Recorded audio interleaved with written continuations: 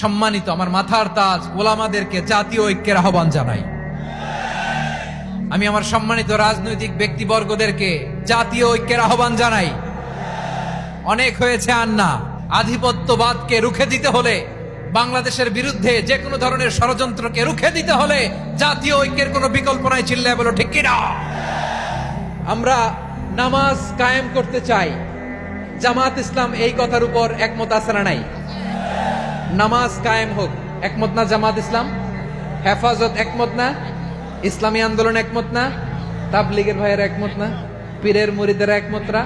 আপামর তাওহীদি মুসলিম জনতা একমত না? তাহলে নামাজ কায়েম করতে হবে। নামাজ কায়েম করতে হবে এই কমন গ্রাউন্ডে আমরা সবাই একমত, ঠিক কিনা?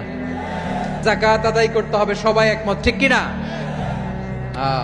নারীদের পর্দা করতে হবে, শালীন পোশাক পরতে হবে, একমত সবাই, ঠিক কিনা? বৈষম্য বিরোধী বাংলাদেশ চাই, সবাই একমত, ঠিক কিনা? মেরিটোক্রেসি, মেরিটোক্রেসি, আর কোন মামা চাচার ফোনে পদ দিলে হবে না। মেধার ভিত্তিতে সবগুলো পদ ঠিক করতে হবে। চিল্লায় বলো ঠিক কিনা? আমরা একমত না? স্বাধীনতা সার্বভৌমত্বের প্রশ্নে আমরা সবাই একমত, ঠিক কিনা? আমার নবীরে গালি দিলে রাষ্ট্রীয়ভাবে সর্বোচ্চ শাস্তি তার নিশ্চিত করতে হবে, ঠিক কিনা? এই 10টা কমন গ্রাউন্ডকে সামনে রেখে বিশাল জনসমাবেশ করেন সোহরাওয়ার্দীর ময়দানে। সবাই আসেন। জামাত ইসলাম, হেফাজতে ইসলাম, ইসলামী আন্দোলন, পীরের মুরিদ, তাবলীগ, খেলাফত মজলিস, সবাই একসাথে হন। তাহলে সবাই জানবে যে এই 10টা বিষয়ে আমরা একমত। বলেন, এই ঐক্যতে আপনার দরবার যাবে? দরবার নষ্ট হবে? আপনার দল নষ্ট হবে? আপনার আকীদা নষ্ট হবে না? আমার মাথার তাজ সম্মানিত ওলামায়ে একরাম, এই 10টা কমন গ্রাউন্ডে যদি এক হন, আপনার আকীদা নষ্ট হবে। আপনার আকীদা আপনার, আমার আকীদা আমার, আপনার দল আপনার, আমার দল আমার, আপনার পলিসি আপনার, আমার পলিসি আমার, কারো কিছু নষ্ট হবে না। কিন্তু যে বিষয়ে আমরা সবাই একমত, এরকম 10টা মৌলিক পয়েন্টে আমরা একমত হতে চাই কি চাই না? আমার পেকোয়ার ভাইয়েরা, তাহলে ঐক্যবদ্ধ হওয়ার 1 নাম্বার পদ্ধতি based on common ground. Common ground, এতে কারো কোনো লস নাই, কারো কোনো ছাড়ও দেয়া লাগবে না, কারো দরবারও যাবে না, কারো দলও নষ্ট হবে না, কারো আকীদাও নষ্ট হবে না। আমার আকীদা আমার, আমার দল আমার, আমার সব ঠিক আছে। শুধু এই বিষয়ে আমি একমত, তুমি একমত, তুমি একমত, তো আমরা সবাই একসাথে বসে জানান দেই যেগুলোতে আমরা একমত, শোডাউন করি। বাংলাদেশের যে কোনো মহাসমাবেশকে সেই দিনের মহাসমাবেশ ছাড়িয়ে যাবে। চিল্লায় বলো ঠিক কিনা? এরপর জেলায় জেলায় বিভাগীয় বিভাগীয় আপনারা ওয়ার্কশপ করেন, সেমিনার করেন, আইস ব্রেকিং প্রোগ্রাম করেন। এইভাবে আমাদেরকে আগাতে হবে।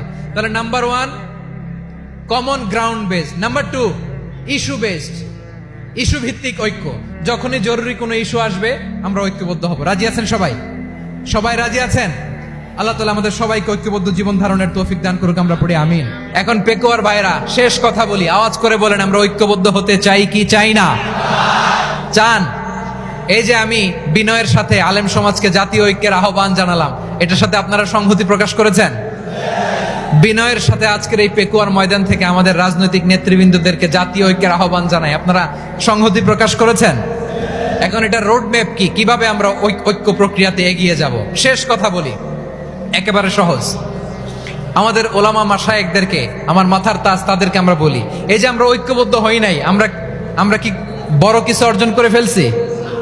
বলেন, আমরা কি খুব পাওয়ার সম্মানের জায়গায় আছি? খুব স্ট্রেংথের জায়গায় আছি? তো কিছুই তো নাই। আপনি ঐক্যবদ্ধ হইলে সমস্যা কোথায়? এমন তো না ঐক্যবদ্ধ না হওয়ার কারণে এতদিন আপনার অনেক কিছু ছিল, ঐক্যবদ্ধ হলে আপনি হারাবেন, এমন তো না। তো কিছুই যেহেতু আপনার নাই, আমার নাই, ঐক্যবদ্ধ হলে আমরা সমস্যা কোথায়? আমার প্রিয় ভাইয়েরা, আর কাদা ছড়াছড়ি করব না, ইনশাআল্লাহ। বলেন আল্লাহুম্মা ফারশাদ। আল্লাহ তুমি সাক্ষী থাকো, আল্লাহ তুমি তৌফিক দাও। আওয়াজ করে পড়েন আমিন। আর একে অন্যকে কাফির বলে গালি দিব না, ঠিক কিনা বলেন?